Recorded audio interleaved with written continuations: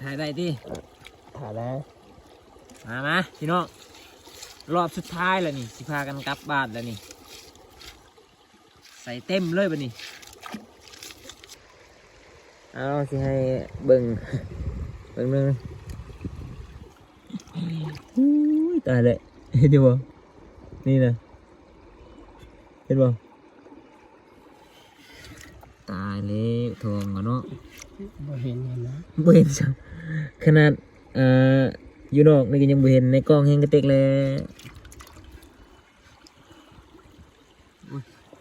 น้อยเลยพี่น้องเอ้ยน้อยก็น้อยดีเลยนี่ดูนี่ในกล้องน่าจะยังบ่เห็นเลยนี่บ่ก่อนก็ยังบ่อยากเห็นปานใดจนเจ็บตา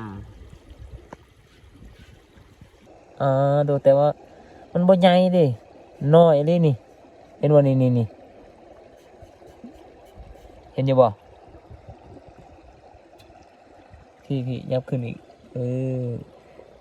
นี่ซ้ำนี่ก็เห็นแล้วคันว่ามันยังเห็นนี่เห็นบ่นี่โอเคมาอยู่รอบสุดท้ายกันเนาะ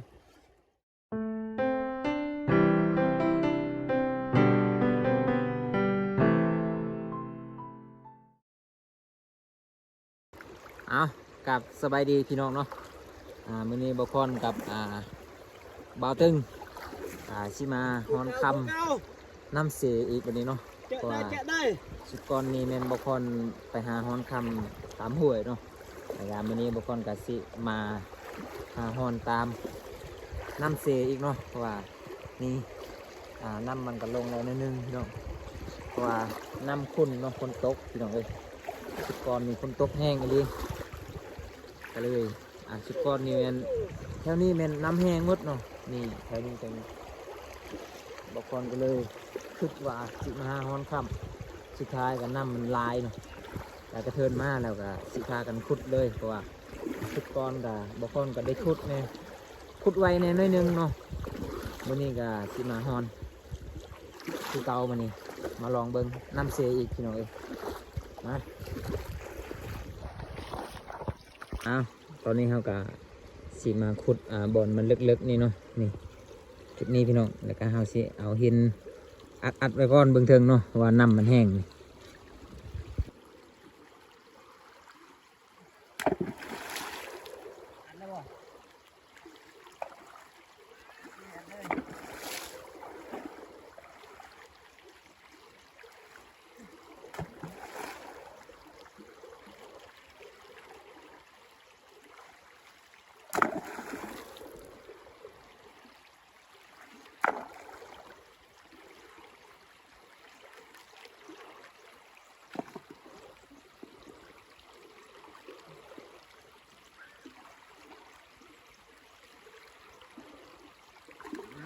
อัดน้ำก่อนน้ำมันแห้งพี่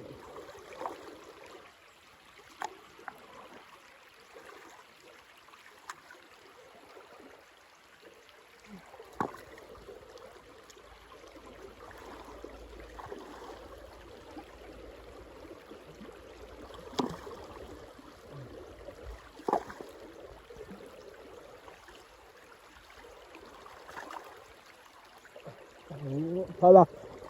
เอาก้อนก้อน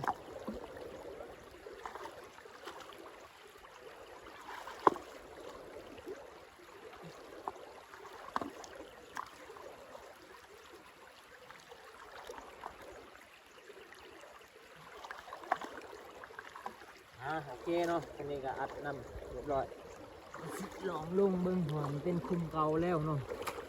มันจะชิเล็กๆไงโอ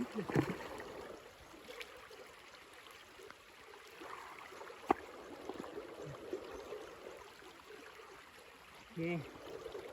ปิดก่อนก็ได้ตอนนี้เราก็ขุดก้อนพี่น้องเอ้ยขุดก้อนจังบางเนาะจังหอนเนาะน้ำมันลึกดิขุดยากดีเว้ยน้ำลึกอีหลี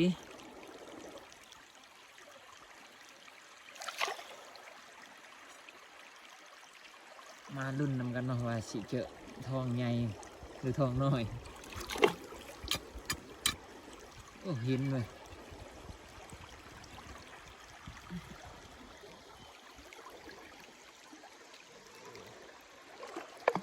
จากจะน้ำคุณคือเก่าเขาแหละคุณยังอยู่รุ่มคุณจะมีคนตึกแน่อาชีพมันพี่น้องต่างคนต่างอาชีพเนาะอาชีพของบ่พ่อนี่คือหาทองได้บ่ไรก็มาหาคู่มือนั่นแหละแต่ละมือก็มีแต่สับหินตกเต็กตกเต็กอยู่นี่แหละ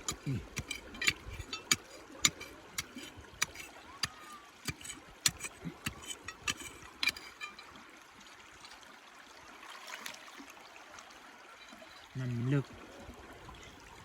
ฝนตกน้ำมันขึ้นลูกลำบากนิดนึงไปหาตามห้วยกับบ่เจอฉันก็เลยลองหาน้ำเสียคือเก่าชุดก่อนนี่น้ำเสียก็เจออยู่แต่ว่าน้อยอีหลีน้อยจนแนมก็บ่เห็นผู้เดียวบ่พอเลยเห็นคนอื่นแนมบ่เห็นหรอกแจ้งอยี่บ่กองนะบ่ได้ถึกน้ำบ่กองนะ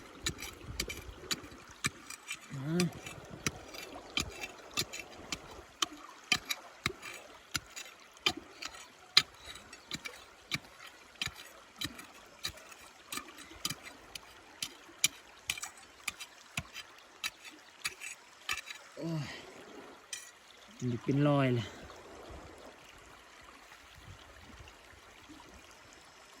ขุดให้มันลายๆก่อนจัง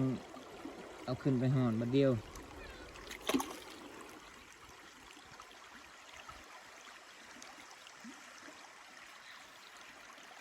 ช่วงนี้ราคาคำมันขึ้นเลยพี่น้องเอ้ยก็เลยตัดสินใจมาหาคำมาหาทองดีที่เจอให้หน่วยใหญ่สิพาตากล่องไปปาร์ตี้ก้อนสักมือหนึ่ง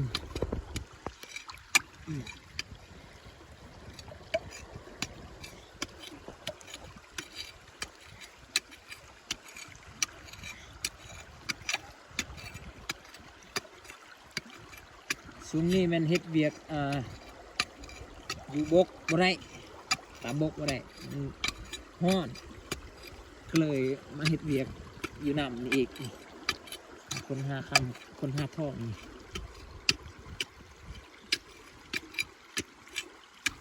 โอ้เอามาดูนะมาพี่น้องมาตอนนี้ก็ขุดเรียบร้อยแล้วเนาะบางคนก็สิตักขึ้นมาหอลองเบิ่งหลอกกันนิดเนาะ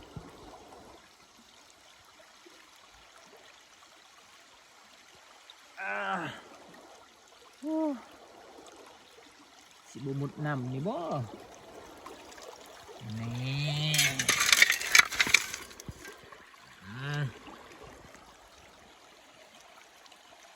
อีกรอ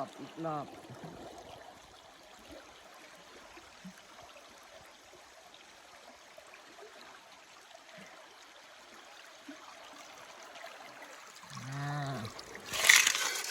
โอเคพอก่อนถ่ายเลยสิหอนให้เบิ่งเลยนี่นะอยู่นี่นะ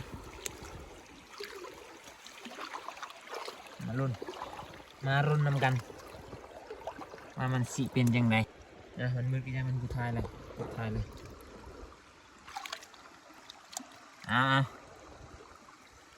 ยังมองอีกก็ได้เพราะว่ามันกล่องมันนะ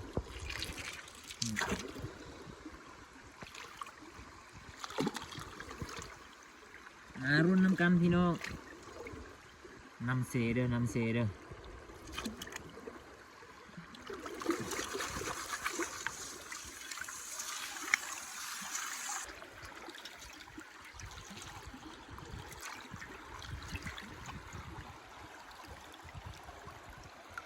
เห็นบ่นี่เด้พี่น้องไอ้ในกองเห็นอยู่บ่น้อยนี่เอาสิให้เบิ่งหนึ่ง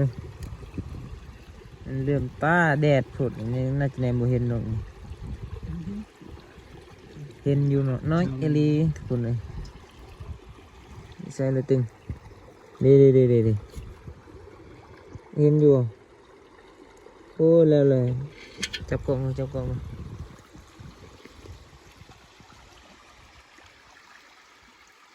เบิ่งอันนั้นก่อนเห็ดให้มันละเอียดก่อนยิ้มขึ้นนิดนึงก่อนกล้องนี่เจ้าใช่แหละโอ้ตายแล้ว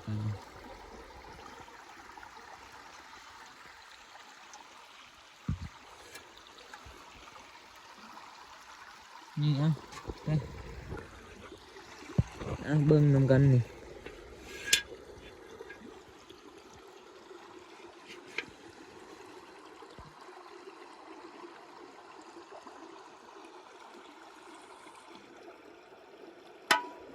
เห็นอยู่บ่โอ้มืดอีเลยนี่เรื่องนี่เห็นบ่นี่พี่น้องนี่ใช่เลยนี่เห็นบ่เรื่องนี่มันอะไรนี่ดิ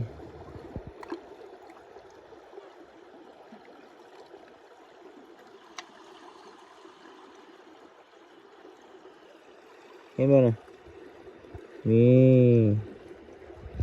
โอ้น่าจะไปเห็นเบิ้งเห็ดขี้มันออกหมดก่อนนี่เห็นบ่มันแจ้งครับอยู่เด่นตอนนำมาเข้านี่นี่แจ้งครับอยู่ได้เห็นนี่เห็นบ่นี่อันนี้แหละทองพี่น้องเอ้ยที่บกคนชอบนะเฮ้ยตายแหละ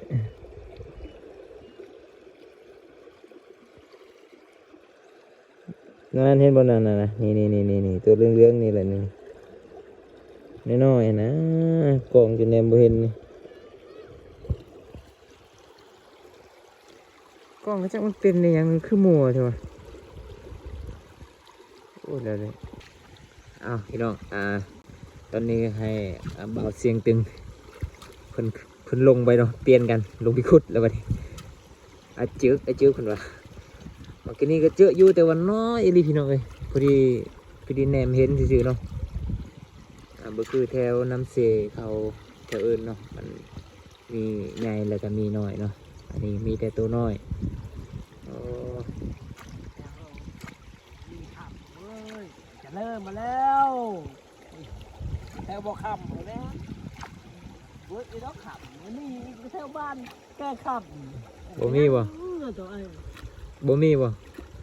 มีคำจะเม็ดเลยนี่โอ้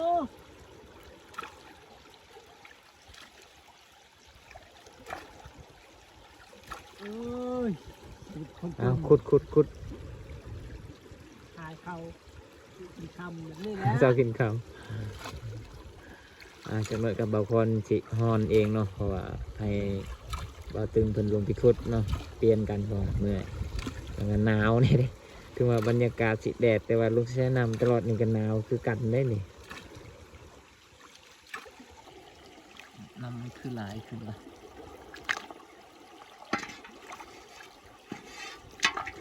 โอเคบ่เยี่ยมวันนี้ครับก็ตอนนี้เบาเสียงตึงเพิ่นก็ขุดเรียบร้อยแล้วบัดนี้บ่คนก็สิเอามาหอดเอาเร็วอย่าเข้าไปเด้อเว้ย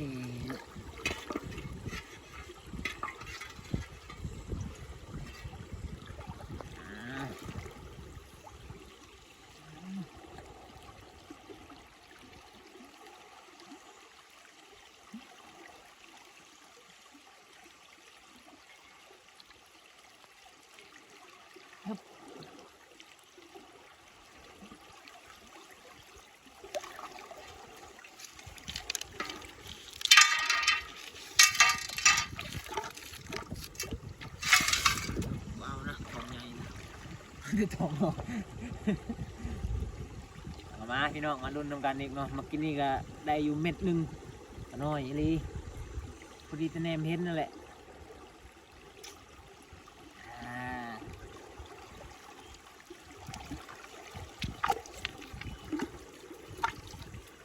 ผู้ใดที่ว่าสายตาบดีปันใดก็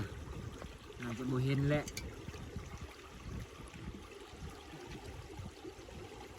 อะไรที่ว่าสายตาดีกันน่าจะเห็นอยู่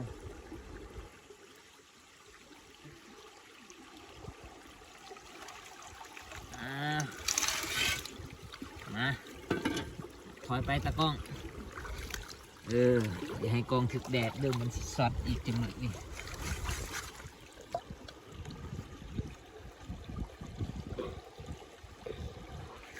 หนาเนี่ยตะเฮิมไหมเนาะ น้ำจะบ่ ตะเบิ้ลตะเฮิมเนี่ยเจ๊ะดุ เดือดทอดก็ได้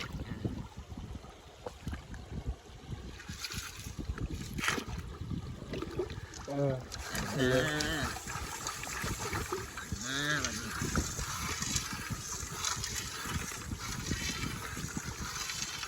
โอ้ยติดอันนี้ก็ยังไม่อยากตินบันไดเลยนี่ให้เจอทองเลยจังไร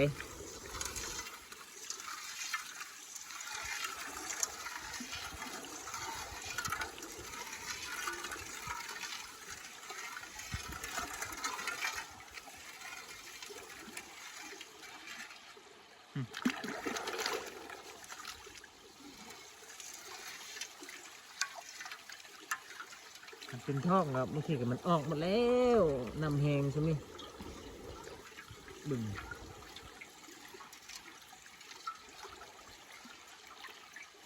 เห็นแจงอยู่บ่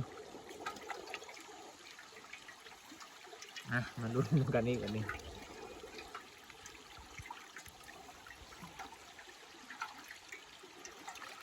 เดิมตาด้วย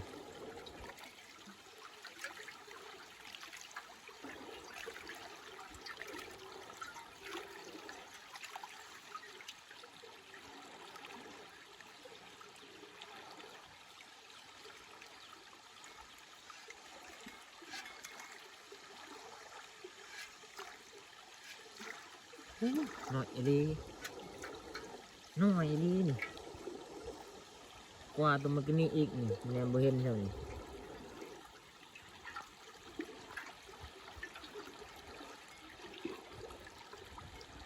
โอ้ยมันยังไงนี่ตายเลยเห็นดิบ่นี่นะเห็นบ่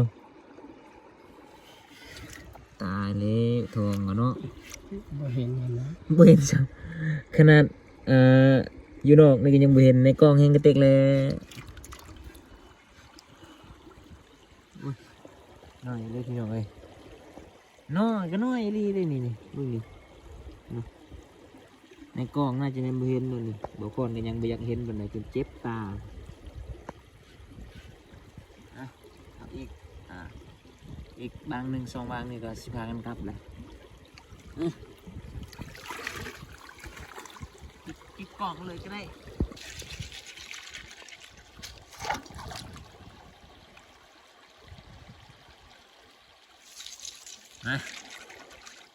มาลุ้นดินี่ขึ้นมาอีกแล้วพี่น้องเอ้ย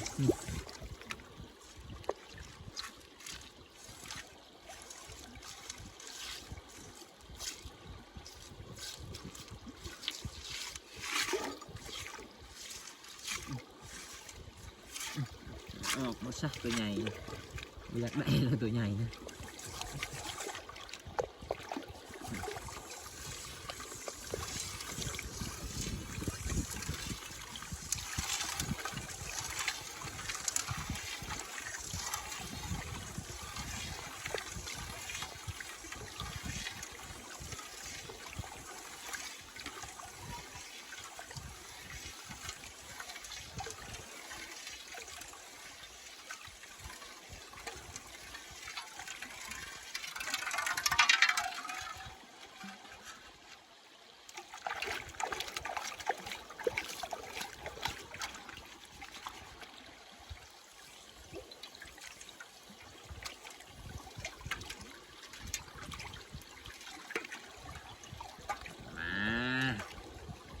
มาลุ้นนำกันนี้พี่น้อง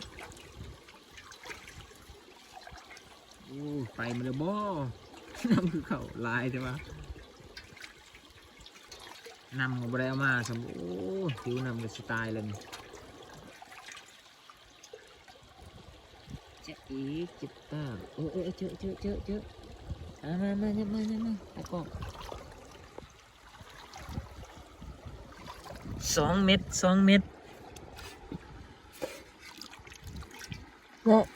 นี่เด้นี่เห็นบ่ หน่อยๆนึง 2 เมตร2 เมตรบ่เห็นจ้ะบ่เบิ่งสิเฮ็ดให้มันแจ้งๆคักๆก่อนอีท้องกันเนาะพอดีติเจ็บตาแนมหาท้องนี่เอาเร็วน้ำ น้ำเข้าร้ายพุ่นเลยเอาไหม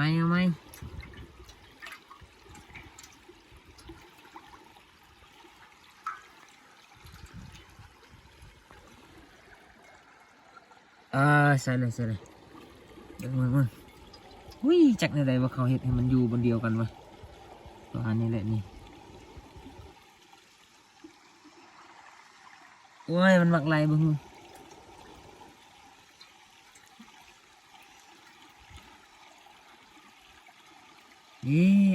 แจ้งข้างเลยบ่นี่เห็นบ่น่ะเห็นเรื่องๆเม็ดน้อยๆนะชั้นนี้แหละแจ้งเห็นบ่น่ะเรื่องซีบอกนี่เห็นบ่นี่โอ้น้อยก็น้อยเด้นี่เห็นบ่เห็นบ่ตะกอง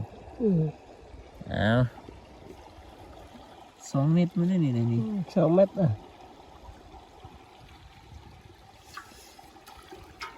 เอามาถ่ายมาทางนี้อีกรอบนึงพี่น้องเอาปิดกล้องก่อนก็ได้อีกรอบนึงถ่ายได้ดิถ่ายแล้วมาพี่น้องรอบสุดท้ายแล้วนี่สิพากันกลับบ้านแล้วนี่ใส่เต็มเลยบ่นี่โอ้ยวิธีหาเงินป่าแล้วก็ยังตัวเต็มกุ๊บอยู่ป่าเลยนะโอ้ตัวพี่ลึกอันนี้มันบัดทองบุ้มีป่าแล้วบุ้ตัวตีนอยู่มันตัวตีนตะกองเลยน้อยมันตัวตีนแล้วนะรอบสุดท้ายชกมันใครที่ว่ายังไม่เคยเฮ็ดก็อยากมาเฮ็ดเนาะเฮ็ดแล้วนิ้วเมื่อยเลยทองนะไอ้ก็บ่มีเลยบัดป่านะไอ้บุ้ยากกันดีป่าเนาะตัวตีนมือกองอารมณ์เสียเลยว่ะมีปลามาตัวตีนปลาน้อย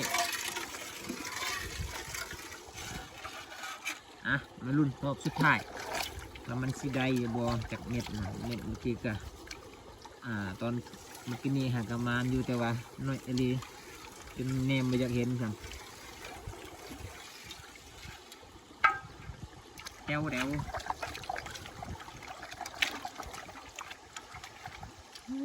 ลืมน้ำอีกแล้วลืมขัดลืมแน่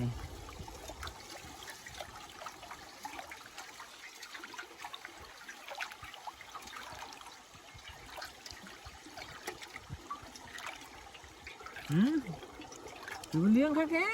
เอ้านี่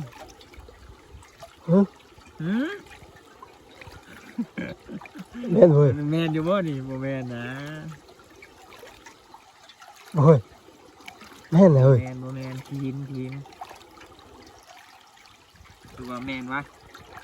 เอาเป้าเลยแต่เบิ่งทางนี้ดูเบิ่งพี่น้องนี่ว้าวแมนทองทีนเห็นให้ตกใจเนาะนี่เม็ดใหญ่ๆนี่แกงทิมบ่แมนมันแกงทิม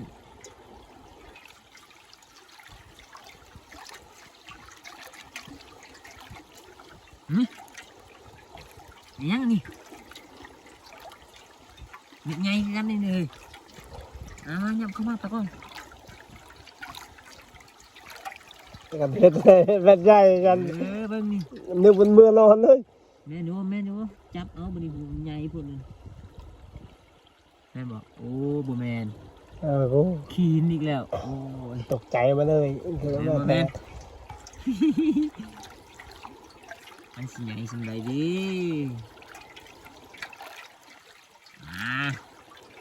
มารุ่นนำกันอีกแล้วอีกรอบสุดท้ายวันนี้เนาะเพราะว่าหิวเข่าเลย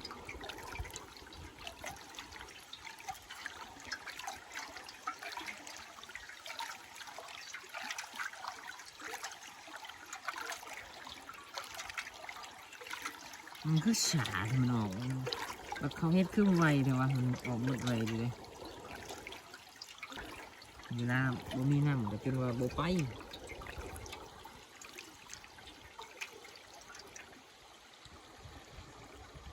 ยุบหลายอยู่เลยเฮ้ยเอามาทายมาดิดู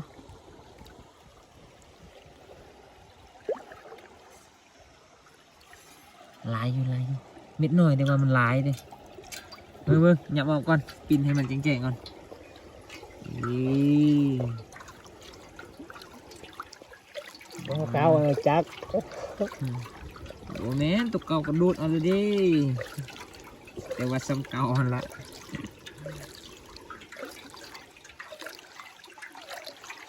มารุ่นน้ำกันของรอบสุดท้ายนี่ถ้ามาถือลายนี่ก็สิอยู่ต่อเลยได้นี่ บางตัวเลยเนาะ อยู่เข่าก็อยู่แล้วนี่อดหัวมันได้เลย อดเอาเนาะ อดแล้วเว้ย อดแหละกระต่ายยอดคำไปแล้วเพื่อคำทุกอย่าง ว้าว3 เม็ดเห็นบ่ 3 เม็ดเนาะ เห็นบ่พี่น้องดูแต่ว่ามันบ่ใหญ่เดิน้อยเลยนี่เห็นบ่นี่เห็นอยู่บ่พี่ยับขึ้นอีกนี่ซ้ำนี่ก็เห็นแล้วคันว่ามันยังเห็นนี่เห็นบ่นี่โอเคมาอยู่รอบสุดท้ายกันเนาะทำอิฐเมน1 เม็ดแล้วก็2 เม็ด3 เม็ดขึ้นเรื่อยๆเลยโอเคนะเบิ่งขั้นตอนทายก่อนขั้นตอนเอาก็แบบนี้เลยทุกคนเลยพี่น้องเลยพี่กระตุกแบบนี้เนาะจะใส่ทอแล้วก็ประมาณนี้เนาะแล้วก็ดูดเอาแบบนี้เลยแล้วก็ยันกระตุกแบบนี้แล้วก็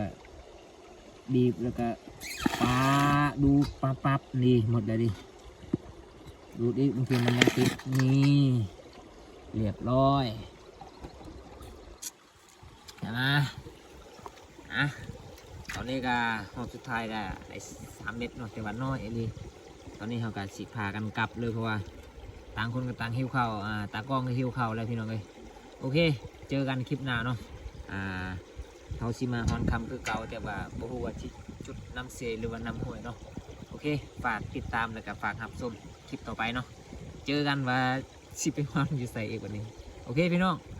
จบเนาะสำหรับคลิปนี้เนาะโอเค